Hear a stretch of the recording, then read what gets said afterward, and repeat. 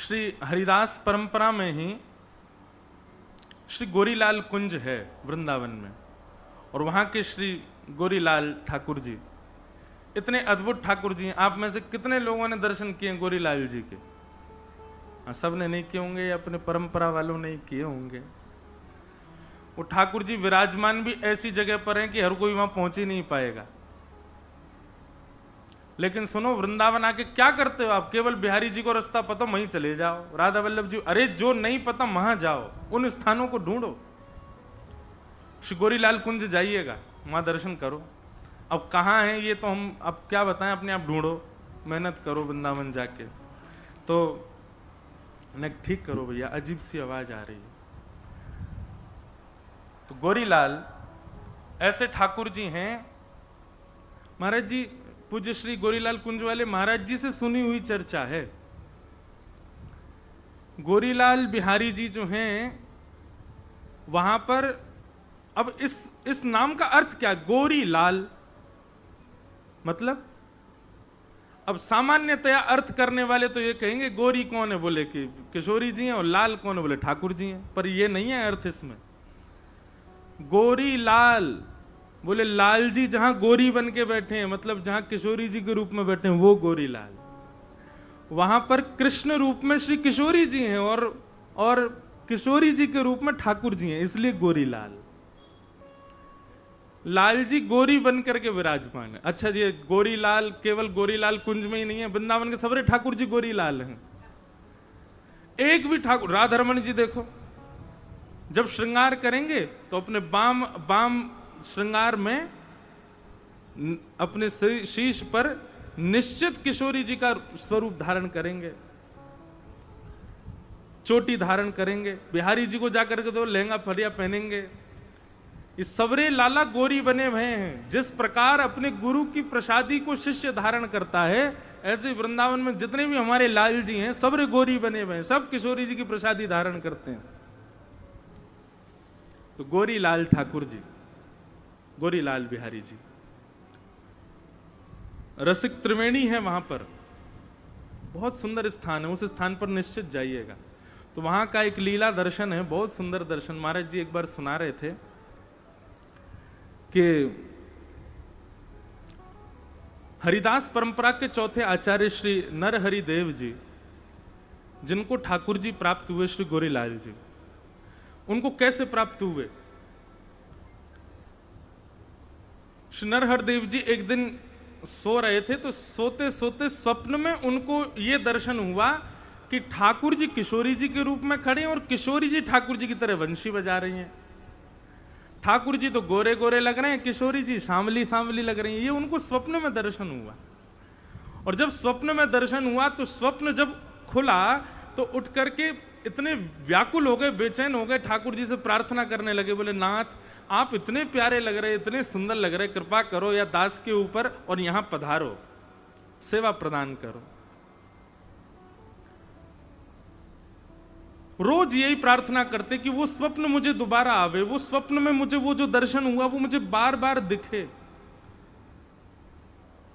पर ठाकुर जी ने एक दिन स्वप्न में प्रकट होकर के आश्वासन दिया कि चिंता नहीं करो, हम जल्दी आएंगे आपके यहां।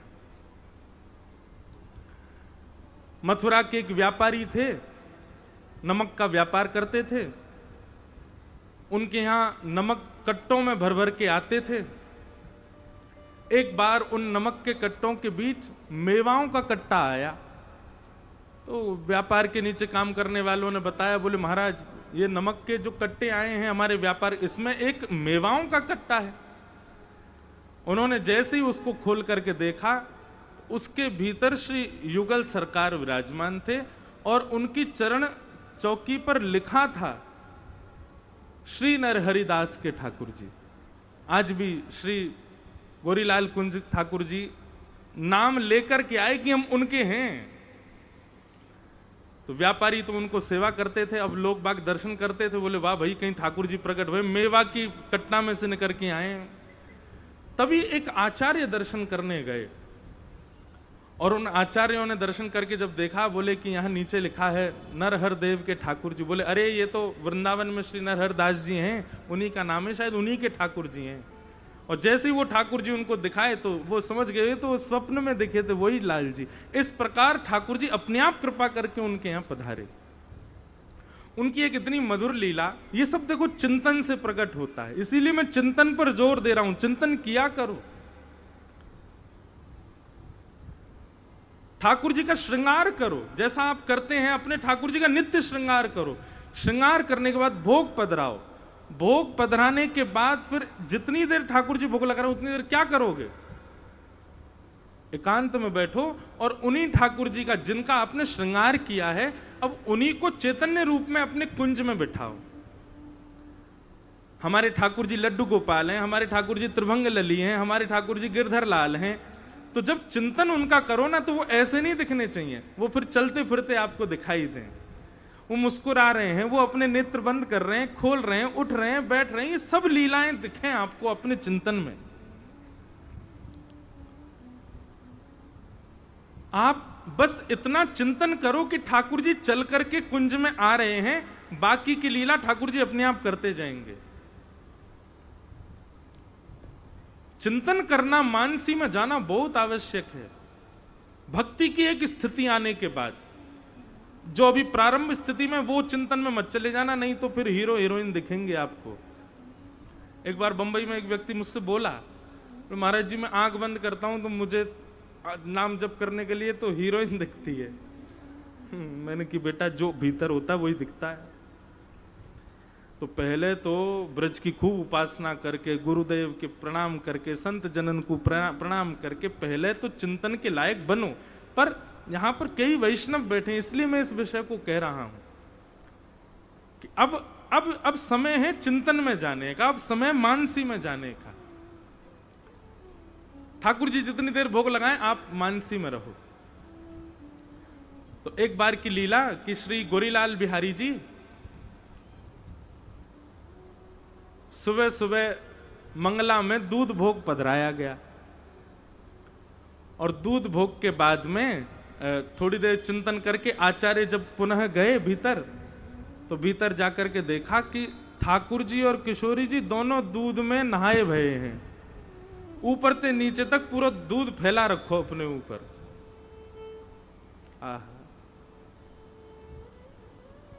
ठाकुर जी नथनी पहनते हैं वहां पे, और किशोरी जी ठाकुर जी के रूप में।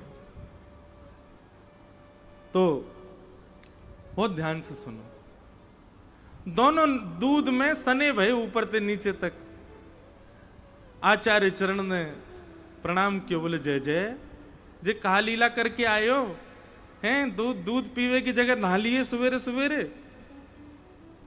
इतनो तातो दूध, तातो हमारे ब्रज में गर्म ते कहें तातो, इतनो तातो दूध तो नाओ उष्ण तो नहीं लगा होगा, लेकिन फिर मुझे कह देते मैं आपको स्नान करा दे तो आप काई को नहा लिए। सो ठाकुर जी बोल पड़े। ठाकुर जी बोले अरे ये श्री जी बड़ी भोरी है हमारी। आचार्य चरण बोले कहा भयो ने, बताओ तो सही। तो ठाकुर जी लीला बता रहे अपने आप ही। ठाकुर जी कह रहे हैं, बोले मैं श्री जी को दुग्ध पान कराए रहे हो, सो श्री जी अपने होठ के पास दूध ले जाओ, फिर मुझे कहें ए दूध तो लाल लाल सो दिख रहा है, दूध में कछु पड़ो है, ऐसा लग रहा हो कि कछु लाल लाल सो का जामे। अब मैं जब दूध को देखूं तो दूध में कोई लालिमा नहीं, लेकिन श्री जी जब दूध पीवे जा मैं सो पीछे कर दें, या में तो कुछ पड़ो है। तब मैंने श्री जी से कही अच्छा एक काम करो, आप मुक्ते लगाओ, मैं बगल में आके झांकूंगा, मैं देखूं का लाल है। तो श्री जी पान कर रही हैं और बिल्कुल गले गाल ते गाल छुपा के ठाकुर जी देख रहे हैं हमें कहा लाल है। तभी देखो कि श्री जी की नथनी में जो मणि है वो चमक करके दूध को लाल लाल बना रही है। ठाकुर जी बोले जय हो श्री जी, आप बड़ी भोरी हो। बोले कहा भाई हो जी, आपकी नथनी है या को आप ऊपर करके दूध पी रही हो, ये नथनी की ही परछाई आ रही है दूध में, बात लाल लाल लग रहा है। श्री जी बोली अरे मैं तो बड़ी बावड़ी हूं, वो तो समझ में ही ना आवे, अरे मैं कहां पहचान नहीं पाई। फिर श्री जी दूध पीने लगी और दूध पीते पीते उनको अपने ही भोरेपन पे जोर की हंसी आई, और जैसे ही दूध मुंह में गया और मुंह में जाती हंसी आई तो सबरो फूटकार सबरो बाहर निकल गो, स्वयं भी सन गई और लालजू सन गए। ठाकुर जी भी वही में है गए। नरहरदास जी, नरहरदेव जी 3 दिन तक नेत्रों से आंसू नहीं रोक पाए अपने, ऐसी लीला ठाकुर जी की। तो भैया चिंतन किया करो, केवल हम अपने ठाकुर जी की सेवा अपने उनके सिंहासन तक करें, उनको कुंज में बिठा दें, उनके सामने नाच लें गा लें, यही तक सीमित मत रखो। जब सब चीज से निवृत्त है जाओ, तब एकांत में नेत्र बंद कर लो, ठाकुर जी के सामने ही रहो पर नेत्र बंद करो, और फिर हृदय के कुंज में उन्हीं ठाकुर जी को देखो अब कहां लीला कर रहे हैं।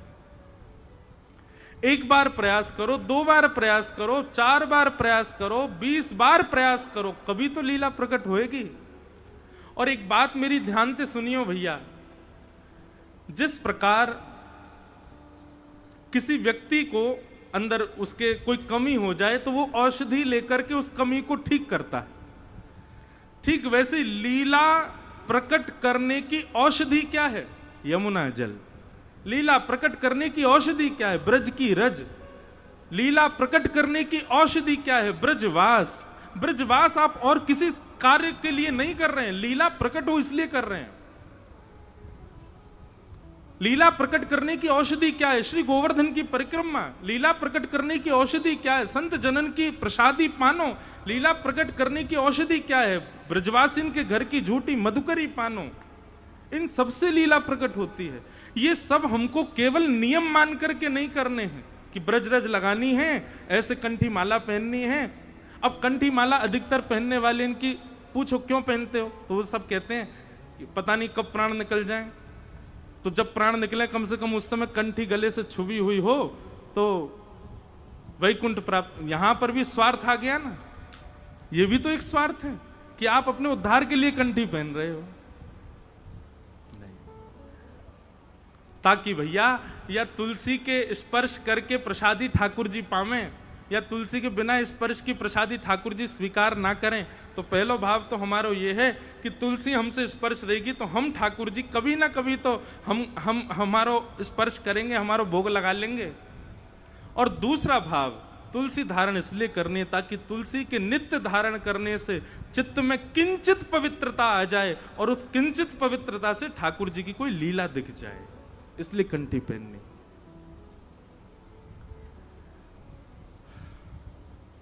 चिंतन नित्य करो। हमारी किशोरी जी बड़ी भोरी हैं, एक पद में गायो करूं कभी कभी कथा में, कैसी भोरी हैं हमारी लाडली जू।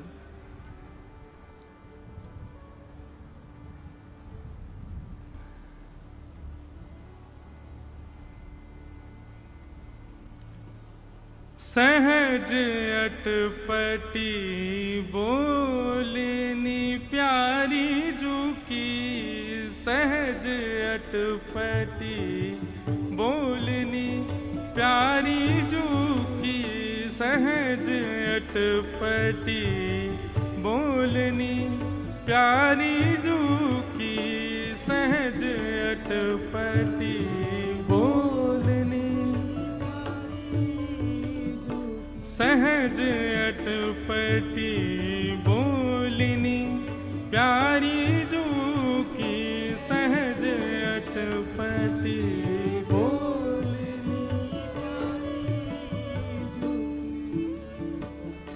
हो पिए तुम उर्वस कौन तिय, हो पिए तुम उर्वशी कौन तिय, पहरे नील निचोरनी प्यारी जू की, सहज अटपटी बोलनी प्यारी जू की, सहज अटपटी बोलनी प्यारी जू की, सहज अटपटी बोलनी। हमारी किशोरी जी कितनी भोरी हैं। सब लोग इधर देखो, यहां देखो, कहां देख रहे हो? या तो आंख बंद रखो या मुंह को देखो, और दूसरी कहीं जगह आपको देखना नहीं है। सहज अटपटी बोलनी प्यारी जू की। अटपटी मतलब गुस्सा कर रही हैं किशोरी जी। अच्छा, किशोरी जी पे गुस्सा करवो ना आवे, जैसे जाकू जो काम नहीं आवे वो उल्टो सीधो करे, ऐसे ही किशोरी जी हैं। जब लाल जी पे गुस्सा करें तो गुस्सा करती करती बोलेंगे अच्छा आओ यहाँ पे बैठ जाओ, तो पसीना काहे को आ रहे हैं? ललिता कहे गुस्सा कर रही हो कि पसीना साफ कर रही हो? गुस्सा में हो, काहे को पसीना न पहुंच रही हो? अच्छा पसीना ना पहुंचने वरना ठीक है दोबारा लगाए दो। किशोरी जी पे आवे ना है गुस्सा कर वो, इसीलिए अटपटी। अटपटी मतलब कभी तो अच्छी भी बोल दें और कभी गुस्सा करवे को केवल प्रयास करें लेकिन आवे ना है उन पे। सहज अटपटी बोलनी। काय बात पे नाराज हैं भैया? बोले आज लाल जी एक नीली नीली मणि पहन करके आए हैं और वह नीली मणि को देख करके किशोरी जी गुस्सा है रही हैं। हो पिए तुम उर बसी कौन तिए? लालन, ये आज आपने अपने हृदय में कौन सी गोपी के चित्र से अंकित मणि की माला पहनी है? किशोरी जी कह रही है या मणि में गोपी को चित्र बनो भयो जो तुमने गले में पहन रखी का है, कौन सी गोपी है ये? ठाकुर जी ने अच्छा जे बोले हाँ। अब किशोरी जी गुस्सा कर रही हैं और कहा कह रही हैं देखो तो सही कैसी गोपी है ये। हम हूते गुण रूप सुंदर, हम हूते गुण रूप गुण सुंदर, हम हूते गुण रूप सुंदर, हम हूते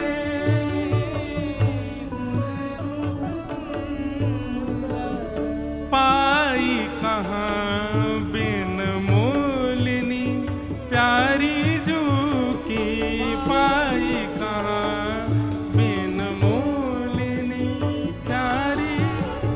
किशोरी जी कह रही हैं ये देखो तो सही गोपी हम तो ज्यादा सुंदर लग रही है। इतने सुंदर रूप और गुण तो मेरे ना है जितने या गोपी के लग रहे हैं जो आपने पहन रखी का है।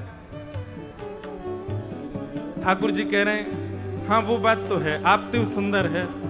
तो अब किशोरी जी गुस्सा में कह रही हैं कहां से मिल गई है बिना मोल की आपको है?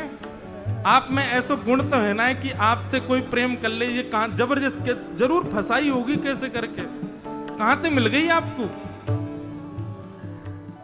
ठाकुर जी बोले अच्छा श्री जी ने बताओ तो सही और कैसी लग रही है ये? तब किशोरी जी कह रही हैं बड़े बड़े नैन अरुण कजरा रे, बड़े बड़े नैन। अब देखो अगर कोई आप पे गुस्सा है और जा बात पे गुस्सा है तुम वही बात को बात पूछो वो बोलेगा? किशोरी जी बोल रही हैं क्योंकि गुस्सा कर वो आवे ही ना है। ठाकुर जी कह रहे हैं अच्छा नहीं बताइयो और कैसी लग रही है ये? बोले हाँ देखो तो बड़े बड़े नैन अरुण कजरा रे, बड़े बड़े नैन। हाँ बिथुरी अलक कपोलिनी प्यारी जू की, बिथुरी अलक कपोलिनी प्यारी जू, सहज अटपटी बोलिनी प्यारी जू की, सहज अटपटी। किशोरी जी बड़ाई कर रही आहा या के नेत्र तो देखो कैसे बड़े बड़े नेत्र, उनमें काजल लगा रखे हैं और ऐसे कई सारे केश घुंघराले है करके कपोलन पे आ रहे हैं, कैसी प्यारी लग रही है। ललिता जी कह रही है किशोरी जी नाराज हो आप, नहीं गुस्सा कर लियो, कहा तुम वाक को वर्णन कर रही हो? तब किशोरी जी कह रही हाँ हाँ गुस्सा करूं। उमगी उमगी सनमुख आवत, उमगी उमगी के सनमुख आवत, उमगी उमगी के सनमुख आवत।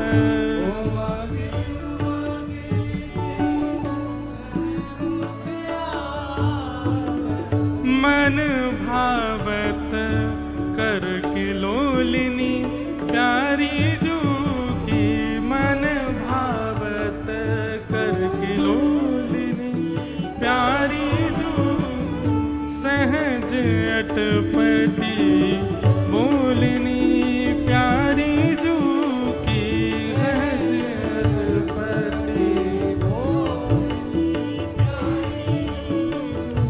भगवद रसिक कहाँ तुम साधो भगवत रसिक कहाँ तुम साधो भगवत रसिक कहाँ तुम साची भगवत रसिक कहाँ तुम साची नाही करो प्यारी जू की नाही करो अनबोलिनी प्यारी जू सहज अटपटी बोलिनी प्यारी जू की सहज अटपटी किशोरी जी वाक्य रूप को वर्णन कर रही है। उमग उमग सन्मुख आवत, देखो कैसी मैं जय जो जो या को पास करूं त्यों तुम वो मेरे पास आवे। और करत किलोलनी मन भावत करन किलोलनी, लेकिन कैसी हो या कि किलोल या कि लीलान को देख करके मेरो मन यहाँ पे आ रहा है।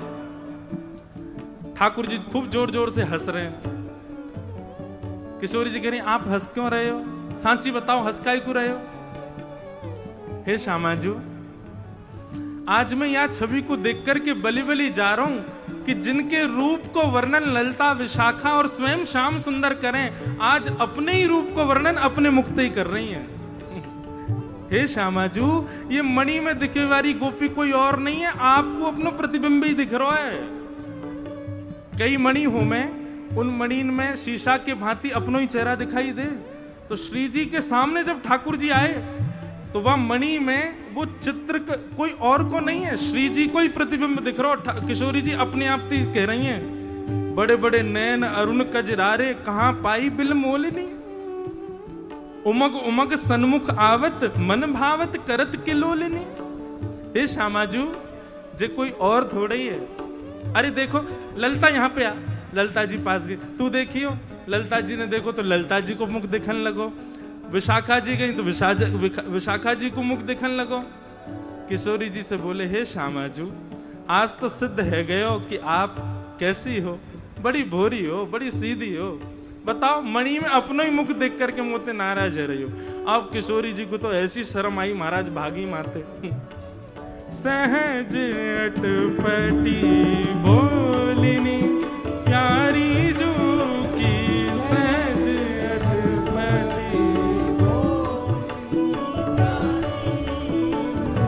सहज अटपटी बोलिनी प्यारी जू की सहज अटपटी बोलिनी।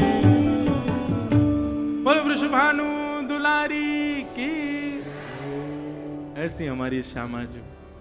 अब ये सब भाव क्या है बंधुओं? ये सब चिंतन के भाव हैं, ये सब मानसी के भाव हैं, ये सब विचार किए भय भाव हैं।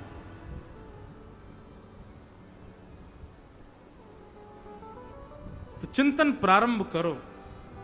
ये जितने संशय आपके चित्त में प्रकट होते हैं ना, इस प्रश्न का क्या उत्तर होगा, इसका क्या उत्तर होगा, ये सब आपको स्वयं प्राप्त होंगे।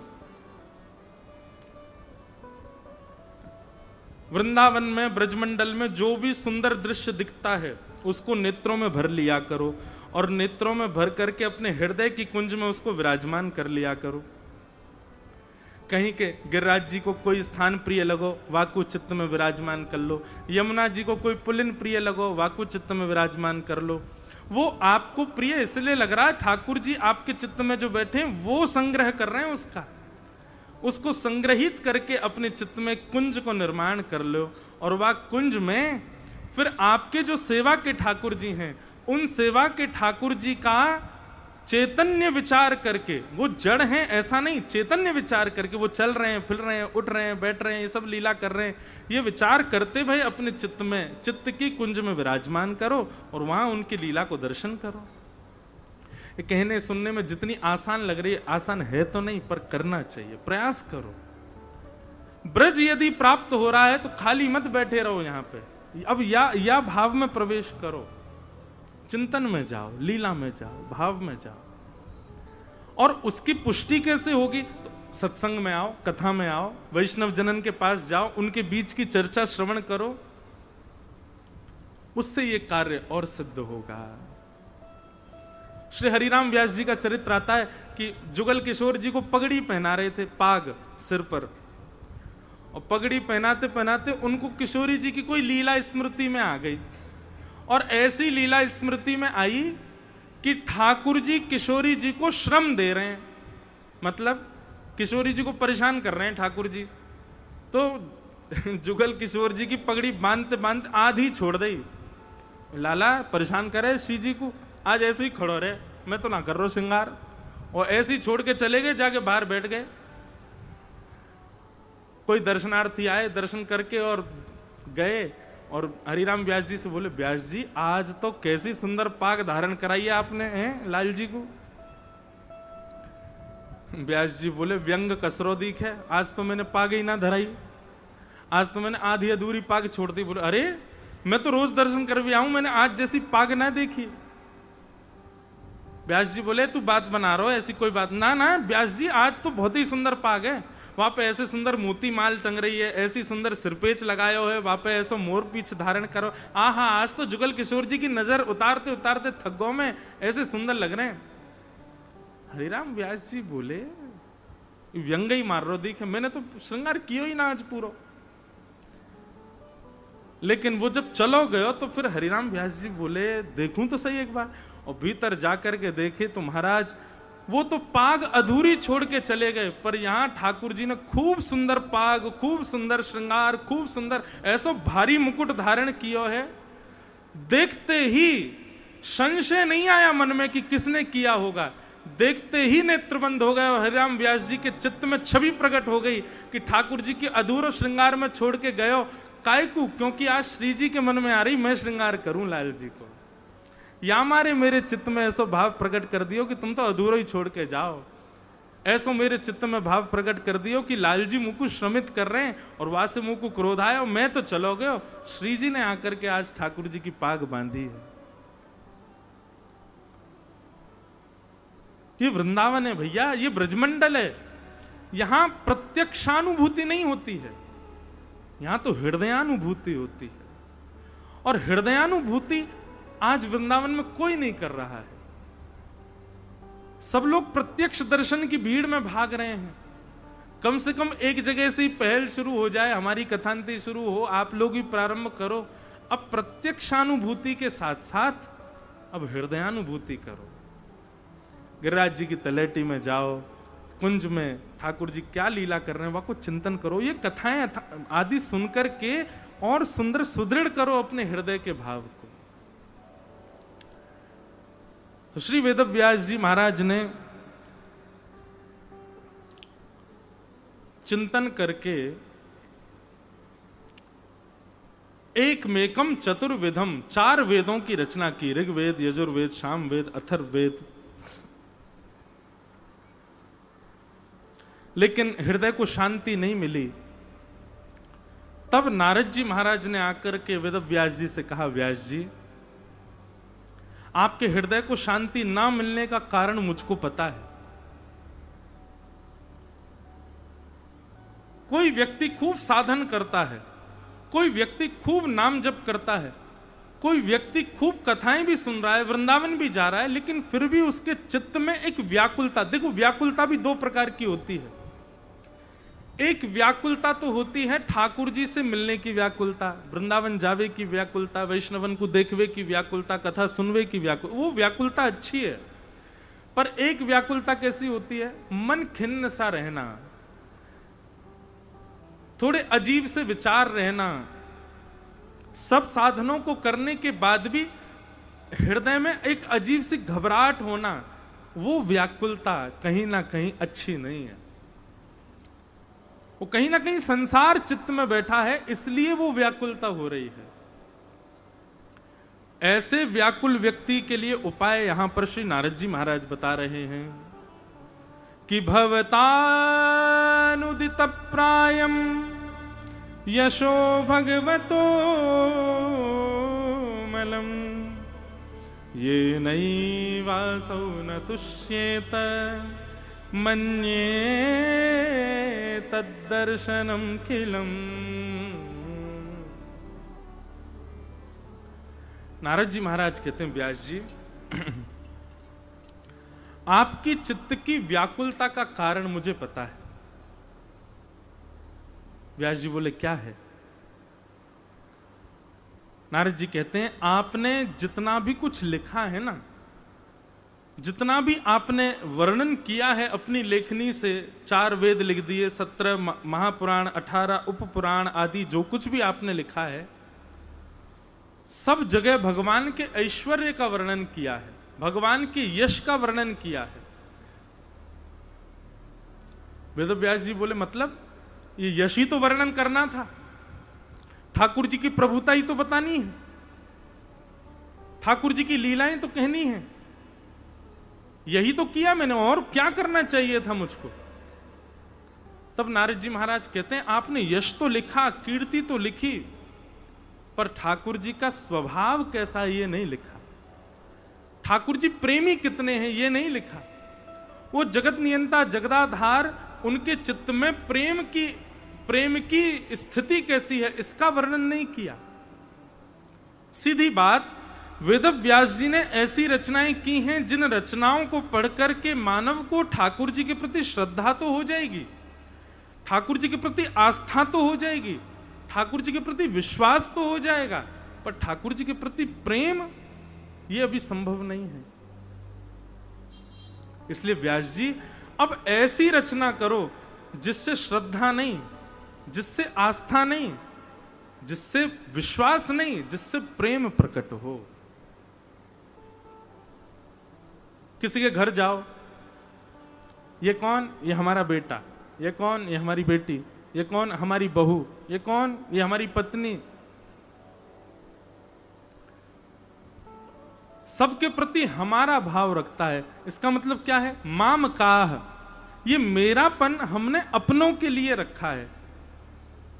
पर किसी वैष्णव से पूछोगे तो ही वो कहेगा मेरे ठाकुर जी, अन्यथा नहीं। तो वो ठाकुर जी का स्थान भी अलग है, ठाकुर जी का कमरा भी छोटा है, ठाकुर जी बैठे भी अलमारी में ही है। मतलब घर जाते ही ठाकुर जी देखते ही ऐसा लग जाता है कि ये केवल क्या बोले उसको, केवल एक एज अ ग्रांटेड ले लिए गए हैं, किनारे में बैठा दिए घर में।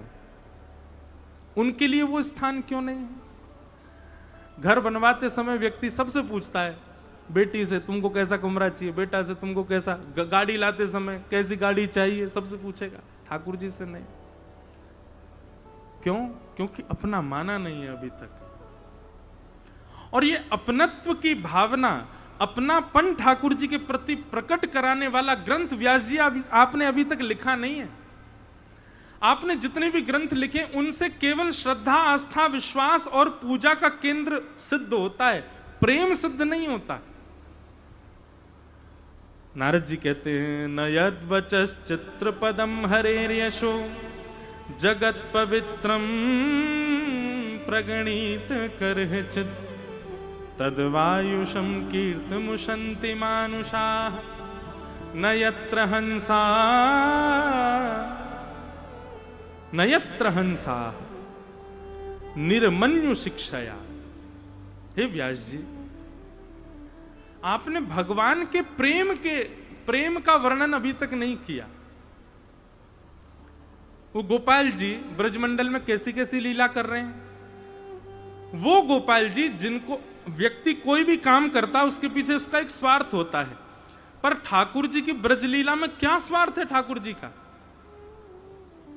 अरे गोपी नेक मक्खन निकाल के ठाकुर जी को लोभ दे दे, लाला खाएगो, और ठाकुर जी चौकड़ी मार के भारते हैं उसके यहां।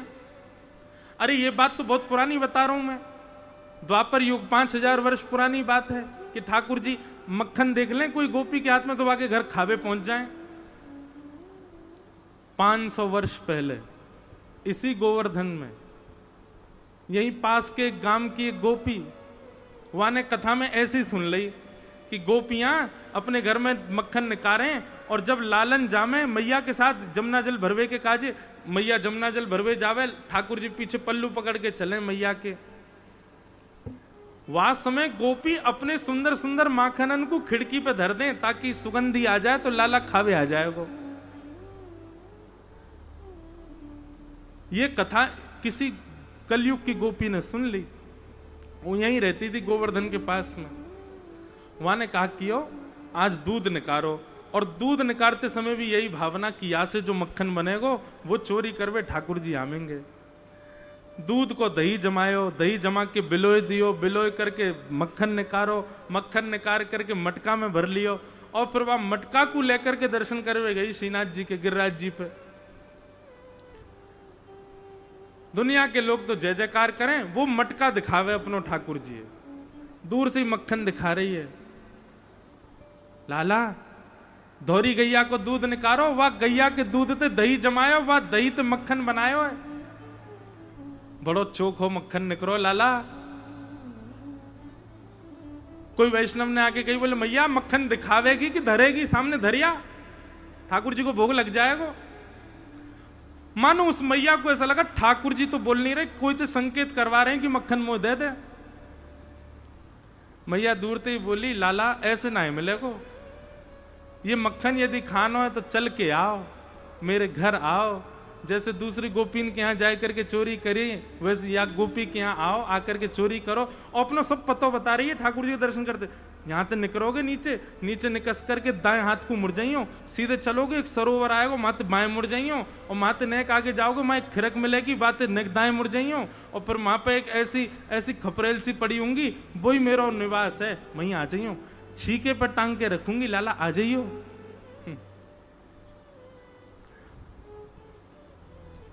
जाते जाते बार बार ठाकुर जी को तिरछी नजर से देख के जा रही, लाला आवेगो ना। ठाकुर जी नहीं आए। दूसरे दिन ने फिर मक्खन निकारो, मक्खन निकाल के फिर पहुंच गई, फिर लाला को लोभ बताने लगी, फिर ते बोली आज घर मेरा दूर है, भूल गए होगो बेचारो, फिर ते बताया आई, बोले ऐसे ऐसे करके आ जाइयो लाला। ठाकुर जी फिर नहीं आए। तीसरे दिन तो गुस्सा में पहुंच गई, और गुस्सा में जाके बोली, लाला मुझे तो ऐसा लगे तेरो बल खत्म है गयो दिखे, द्वापर में बलवान हो, द्वापरन में गोपीन के घर में चलो जायो कर, तो अब लाला तुम्हें बल ना है बच्चों, यही मारे तू मेरे घर ना आ पारो। आज और प्रतीक्षा करूंगी लाला, यदि तू आयो तो मानूंगी कि हाँ तू ही नंद नंदन है, और नहीं आ पाया तो मैं मान जाऊंगी नंद नंदन तो द्वापर में चलो गयो। ठाकुर जी को चैलेंज कर गई। शाम का समय हुआ, कुम्मनदास जी कीर्तन गाने आए। ठाकुर जी के मुख पर सुस्ती दिखाई दे रही है। कुम्मनदास जी बोले, जय जय कहाँ गए हो, आज बड़े सुस्त से लग रहे हो।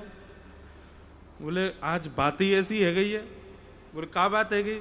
बोले गोपी आई, वो आके मुंह को रोज प्रलोभन दे जाए, दूर से मक्खन दिखा के मेरे मुंह में लार टपका जाए, और मेरे मुंह पे पूरा ऐसे चुचान लगे, मेरा तो मन करे मैं बातें छीन के खा जाऊं, लेकिन कहा करूं, कलयुग के मारे रुक जाऊं। कलयुग में भैया मैं तो अर्चक के अधीन हूं, मैं तो कहीं जा ना सकूं, अर्चक जो देगो वो पाऊंगो। लेकिन वह गोपी ने आज आकर के मुंह से यूं कही है कि लाला तुम्हें बल ना है, जय मारे ना यार। ए कुंभना। कुम्मनदास जी बोले हाँ कछु कर भैया। बोले बताओ बात, जाके मक्खन लिया। बोले ना ऐसे ना है, खानो अब खानो तो वैसे ही है जैसे द्वापर में खाए हो। भाई के घर जाऊंगा, घर जाके चोरी करके खाऊंगा। कुम्मनदास जी बोले जय जय, मुंह में तो डंडा पड़ेंगे, मैं तो सह लूंगा, लेकिन तुम में यदि पड़गो तो फिर अगले दिन पद बना के गानो पड़ेगो, गिरधर में पड़े डंडा आज हरी। और जय जय अगर आप में डंडा पड़ गए तो क्या होएगो। अरे ठाकुर जी बोले कोई डंडा ना पड़ेंगे। अरे द्वापर में कोई गोपी पकड़ना है पाई मोए, ये तो कलयुग की बात है। कुम्मनदास जी बोले बूढ़ो बड़ो शरीर है महाराज मेरो, मैं कैसे आपको लेके जाऊंगा, ये सब ये सब शयन से पहले चर्चा हो रही है, शयन आरती होने वाली है श्रीनाथ जी की, उससे पहले चर्चा हो रही है कुम्भनदास जी की और ठाकुर जी की। बंधु, मुझे पता नहीं क्यों लगता आज भी ठाकुर जी चर्चा तो करते हैं, राधा रमन जी की हम तो दर्शन करते हैं, पर हम में से किसी से वो चर्चा भी करते हैं। श्री बिहारी जी के हम तो दर्शन करते हैं, पर बिहारी जी चर्चा, हमारे पूज्य श्री रसिक बाबा महाराज, रसिका पागल बाबा, ये दर्शन थोड़ी करते, ये चर्चा करते ठाकुर जी थे। ये जब बिहारी जी के मंदिर में जायो करते, हमने तो बहुत पुरानी बात सुनी है, जब बिहारी जी में इतनी भीड़ ना होती, बाबा पीछे सिड्डीन में खड़े होकर के पद सुनायो करते। ये दर्शन ना करते, ये तो चर्चा करते बिहारी जी थे। हम चर्चा ना कर पाए, हम तो बस दर्शन करें। हमें तो होड़ लगी है, अरे जाकी कौनी आ गई, अरे भैया सिर नीचे कर, अपना दिखना रहे ठाकुर जी। हम तो होड़ में लगे हैं, हम दर्शन के अधिकारी, हम चर्चा थोड़ी करें ठाकुर जी थे। कुम्भनदास जी से ठाकुर जी कह रहे हैं, ए कुम्भना सुन मेरी बात। बोले हाँ। गुसाई जी शयन आरती करके मुंह को सेज पे पौढ़ा के चले जाएंगे, मंदिर बंद कर जाएंगे।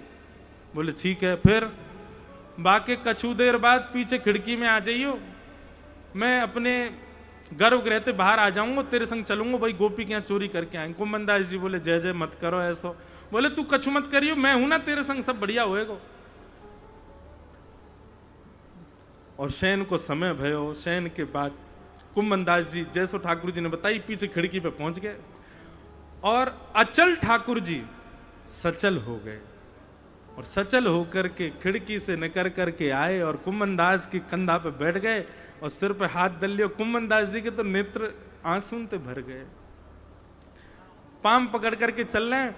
अब ठाकुर जी वाकू मार्ग बता रहे, बोले सुन यहां ते दाएं मुड़ जा, सीधो चलो चल, एक कुंड आवेगो बात बाएं मुड़ जाइयो। कुम्भनदास जी बोले तुम्हें कैसे पता? बोले बताई के गई मुझे सब कह के गई कि ऐसे ऐसे मेरो घर है, आ जाइयो लाला। कुम्भनदास जी को अब तक तो ये सुख मिल रहा था कि मैं कितना सौभाग्यशाली कि ठाकुर जी मेरे संग लीला कर रहे हैं, पर अब उनके चित्त में आ रहा है कि वो गोपी कितनी सौभाग्यशाली है, जाको घर ठाकुर जी ने याद कर लियो है। आहा भैया एक बात बताऊं, ये रास्ता सबन के याद ना हो, मैं जाते प्रेम होवे वही के घर को रास्ता याद होवे, सबन के रास्ता याद थोड़ी हो। मैं ठाकुर जी रास्ता याद करें। बंधुओं देखो यही सब भक्ति को प्रकार। अभी हमें वृंदावन की गैल पता है, गैल मतलब मार्ग। अभी हमें गोवर्धन की गैल पता है, हमें बरसाने की गैल पता है, लेकिन तब तक लगे रही हो जब तक श्री जी हमारी गैल ना पहचान जाए कि तेरी गैल कहा है, उनको पता चले हमारो मार्ग कहा है। जामग मेरो गिरधर आवे, जामग मेरो गिरधर आवे, रोम रोम सब वारूं, रोम रोम सब अखियन सोमग झारूं, मेरे अखियन इतना सुंदर पद है। मग मतलब रास्ता, अखियन सो मग झारूं, ए अखियन सो मग झारूं, मेरे अखियन कौन सा मग? ओ जामग मेरो गिरधर आवे, जामग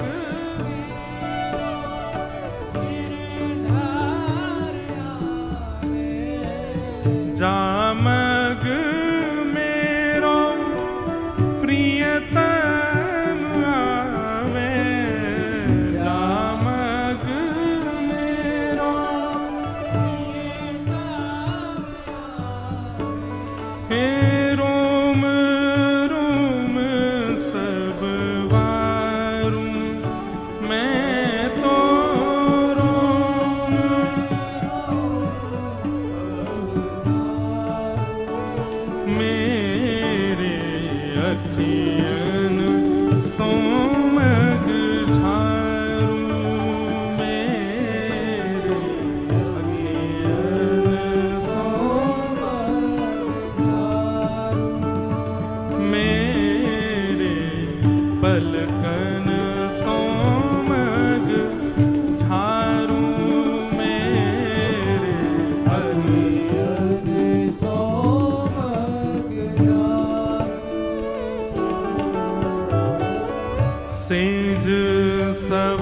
सवारूं चमर डोराऊं सेज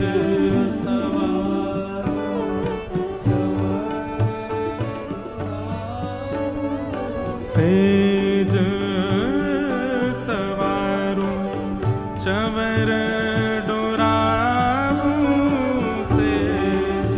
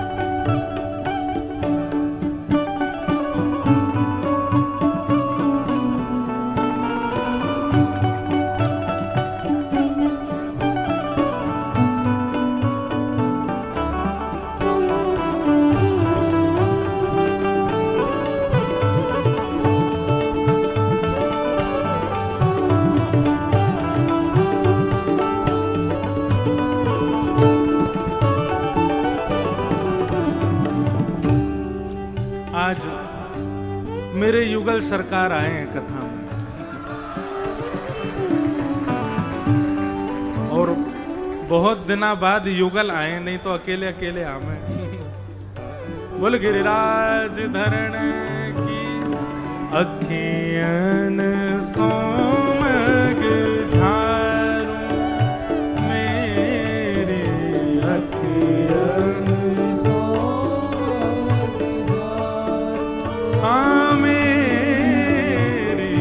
पलकन सोमग झारूं मेरे पलकन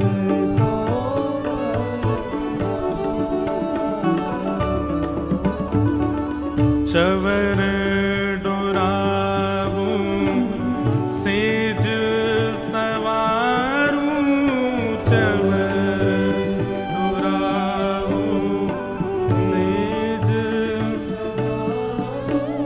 हे मधुर मधुर स्वर गाऊं मधुर मधुर स्वर गाऊं मधुर मधुर स्वर गाऊं मधुर मधुर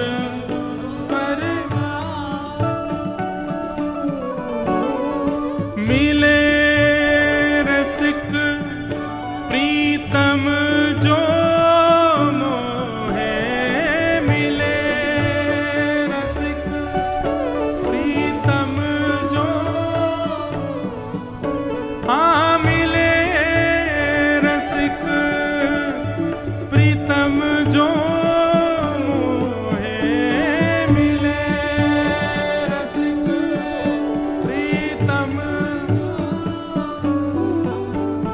हाँ हंस हंस कंठ लगाऊं मैं तो हंस हंस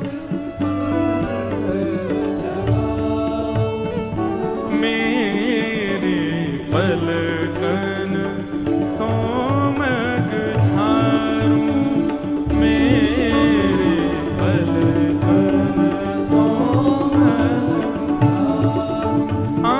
मेरे पलकन सोमग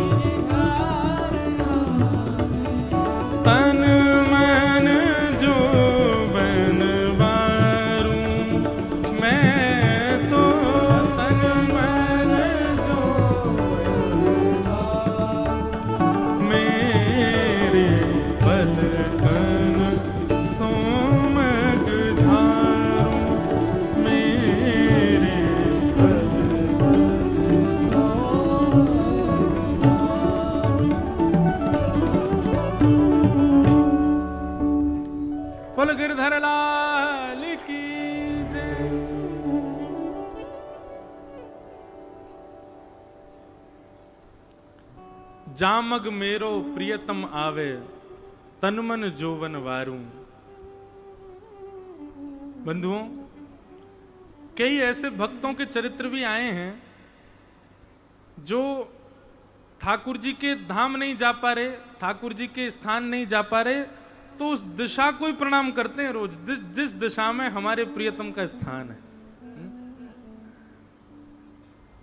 कुछ नहीं तो आप इतना ही कल्ले करो, जहां भी आप रहते हैं वहां से वृंदावन किस दिशा में है, उस दिशा को ही रोज प्रणाम कल्ले करो। जामग मेरो गिरधर आवे, तन मन जो बनवारूं, अखियन सोमग झारूं।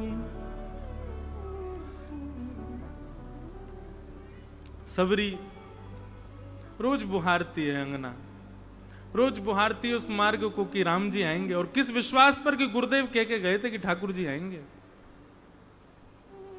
अनंत वर्षों तक सबरी ने अपने विश्वास को टूटने, रोज नए नए पुष्प लाती हैं, रोज सजाती है मार्ग, रोज फलों के ऊपर झलती रहती हैं कि मक्खी ना बैठे, कुछ नहीं, ठाकुर जी आएंगे पाएंगे।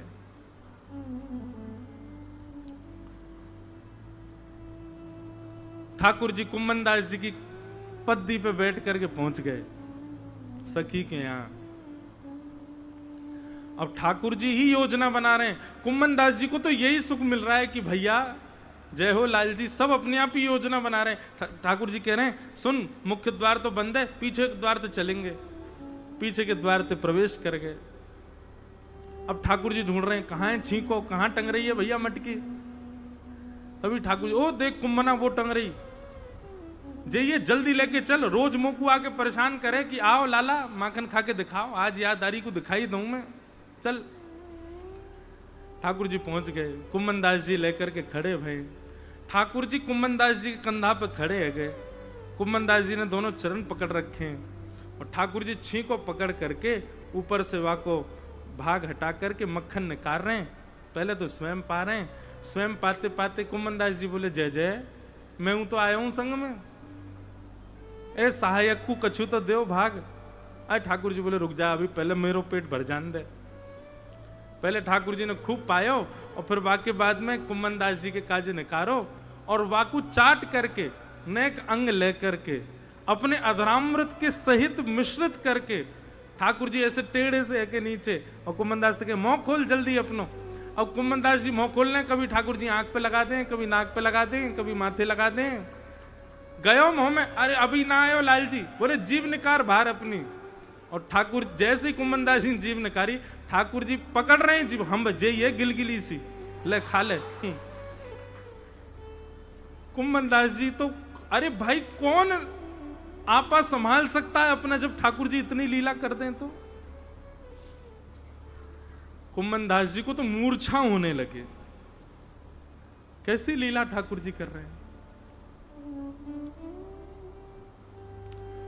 कुम्मन दास जी ने मन में भई इच्छा कि देखूं तो सही है लालन लीला कर कैसे रहे, इनको स्वरूप कैसे लग रहा है।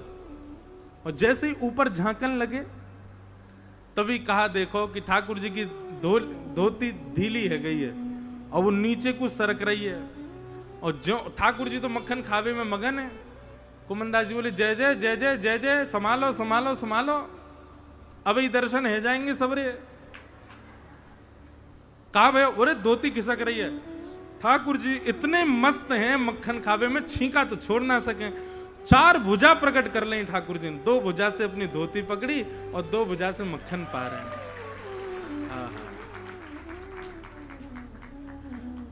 कुम्मन दास जी ने देखी, बोले कि वाह सखी के हाथ को बनो भयो मक्खन इतनो प्रिय कि वाह के आगे अपनी लाज उतर रही है, वाह को ध्यान नहीं है। वह मक्खन को पकड़े खड़े हैं, और करो भी कहा, बोले चार भुजा प्रकट करी है, दो भुजाते धोती पकड़ खड़े हैं, दो भुजाते छीको पकड़ रखो है।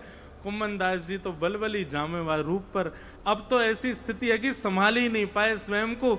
जैसे पीछे को नेक भाई ठाकुर जो कहा करो मैं गिरूंगो, इतने तो महाराज छींके थे मटकी नीचे गिर गई, जोर की आवाज भई, पूरा घर उठ गया, ओ चोर चोर चोर चोर चोर।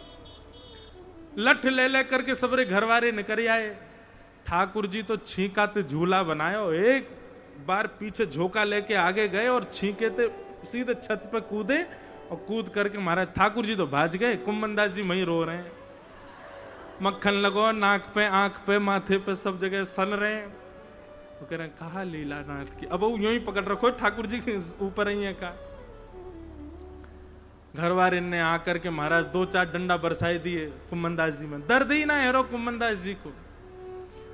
नेक प्रकाश कियो, उजीतो कियो।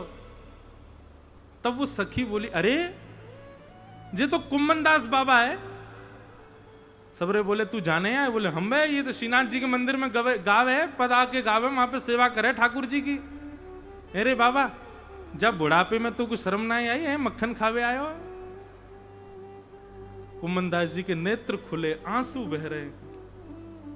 सखी के पाम पकड़ लिए, बोले कहा बताऊं तो को, तू है सखी बड़ भाग बड़ी, गोपाल तेरे घर आवत है।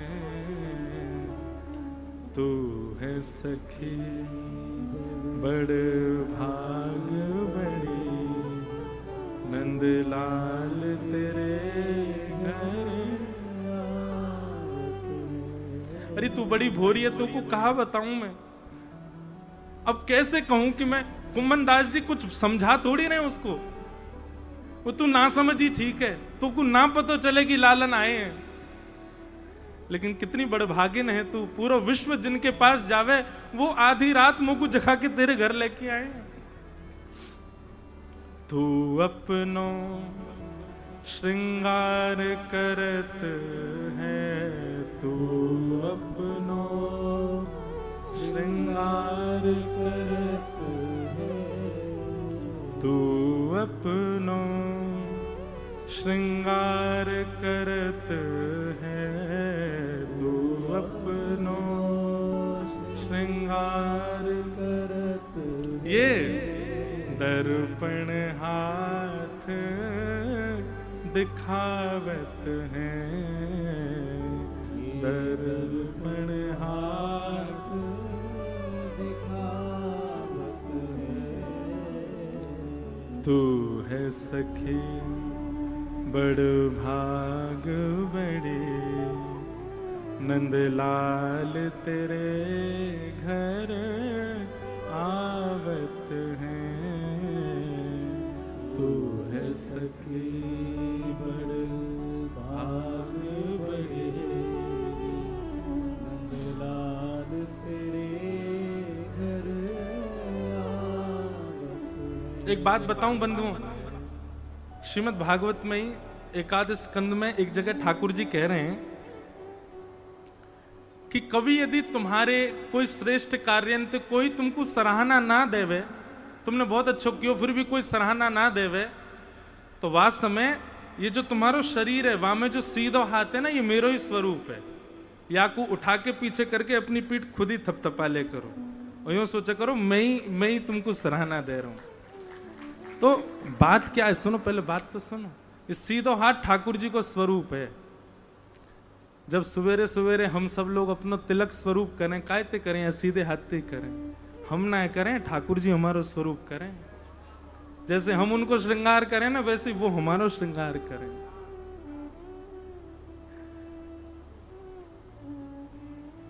वैष्णव हेवे के बाद में लोग कह रहे हैं बदले बदले दिख रहे हो, धोती में ही क्यों रहो, ये तिलक में ही क्यों रहो, ये कंठी माला पहन के क्यों रहो।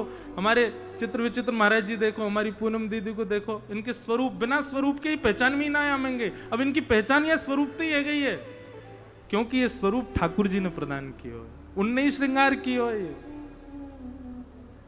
निज कर गूथ सुमन के गजरा, निज गाओ सब लोग, सुमन के गजरा, निज कर गूथ सुमन के गजरा, निज कर गूथ सुमन के गजरा।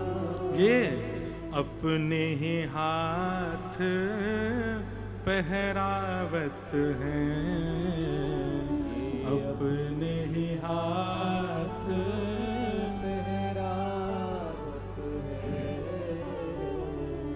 तू है सखी बड़ भाग बड़ी, नंदलाल तेरे घर आवत हैं। तू है सखी बड़ भाग बड़े, नंदलाल तेरे घर आवत है। और कुम्भनदास जी कह रहे हैं, सब तो आकर के करें बोल ब्रजराज कुंवर की जय, कृष्ण कन्हैया लाल की जय, गिरधर गोपाल की जय, नाग नथैया गोपाल की जय। सब तो उनको यश गावे, आज मेरी पद्दी पे बैठ के तेरो यश सुना रहे मुझको। रोज आवे मक्खन निकाल के मुंह लोभ दे के जावे, मैं तो जाऊंगो। सुन आगे तो दाएं को मुड़ जा, आगे तो बाएं को मुड़ जा, जय ये बाको घर यही मक्खन खाए के जाऊंगो। ठाकुर जी एक एक भाव बता रहे हैं कुम्भनदास जी को। कुम्भनदास जी कह रहे हैं जे भगवान है, ये वाको यश गा रहे हैं।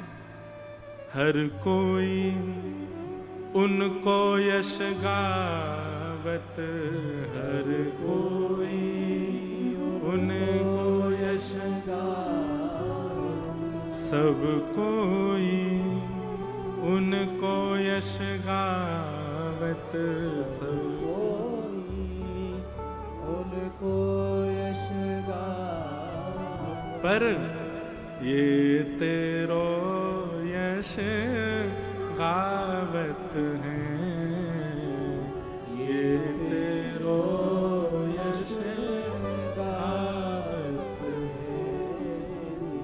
कुंभन दास लाल गिरधर के, कुंभन दास लाल गिरधर के, कुंभन दास लाल गिरधर के, कुंभन दास लाल गिरधर के। जे तेरे ही हाथ बिकावत हैं, ये तेरे ही हाथ बिकावत है। तू है सखी बड़ भाग बड़ी, गोपाल तेरे घर आवत हैं। तू है सखी बड़ भाग बड़े, गोपाल तेरे घर आवत है। कैसो प्रेम। अरे कोई द्वापर की बात नहीं है भैया, यही कलिकाल में ठाकुर जी वो लीला कर रहे हैं। कुम्भनदास जी महाराज गा रहे हैं और वो घर के लोग सब रहे हो कह रहे हैं, ये बड़ो बाबा है, पीट पीट दियो फिर उगा रहा है। अब कोई पीड़ा थोड़ा ही है।